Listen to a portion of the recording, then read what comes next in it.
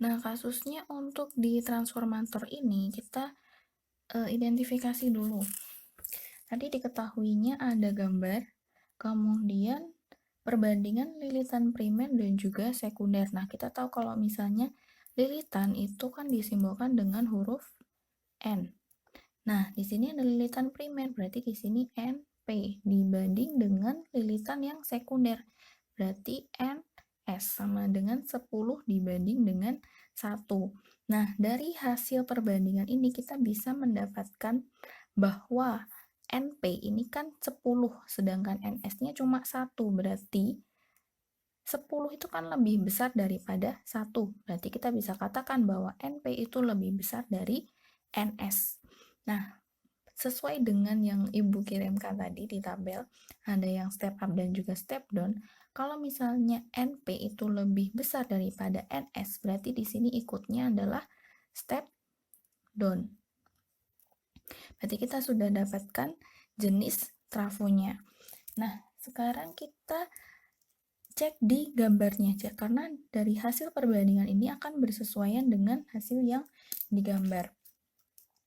Nah, kalau kita cermati di sini kan NP-nya itu lebih banyak karena jumlahnya 10. Berarti di sini akan mempengaruhi yang ada di lilitan sini. Nah, karena di sini diketahui NP-nya itu yang lebih banyak, berarti dia akan memiliki lilitan yang jumlahnya juga banyak. Dan itu dimiliki di bagian yang sini. Berarti di area ini adalah bagian yang primernya. Berarti yang diketahui voltase ini adalah voltase untuk primernya. Kemudian di bagian yang lilitannya sedikit itu adalah miliknya si NS-nya. Berarti saya tuliskan dulu, ini adalah NP, di sini adalah NS-nya. Otomatis yang 5 ohm ini adalah R, tapi dari yang sekundernya atau hambatan dari yang sekunder. Nah, langkah selanjutnya kita cari dulu untuk voltase di rangkaian yang sekunder.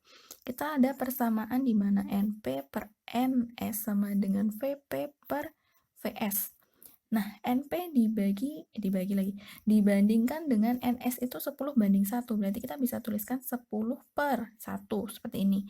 Sama dengan VP-nya berapa? VP-nya adalah ini 150 per VS. Nah, di sini kamu bisa kalikan silang. 10 kali VS 150 kali 1. Berarti hasilnya kan 10 VS sama dengan 150.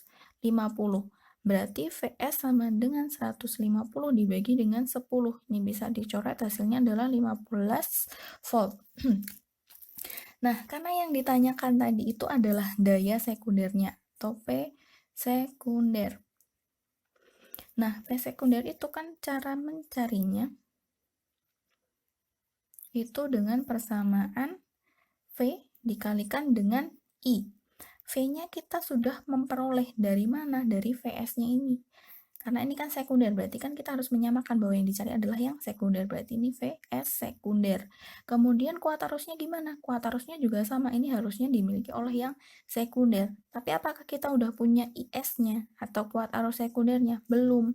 Karena belum, maka kita cari dulu IS-nya. IS kita bisa memperoleh dari V dibagi dengan R. V-nya dari mana? Dari V sekunder, R-nya dengan R si sekunder juga. Berarti VS-nya kan ini udah dapat 15 dibagi dengan R sekundernya berapa? 5. 15 dibagi 5 dapatnya adalah 3 ampere. Nah, sekarang kita udah memperoleh semuanya nih. VS-nya 15 dikalikan dengan kuat arusnya 3, maka hasilnya adalah 45 watt. Kayak gitu.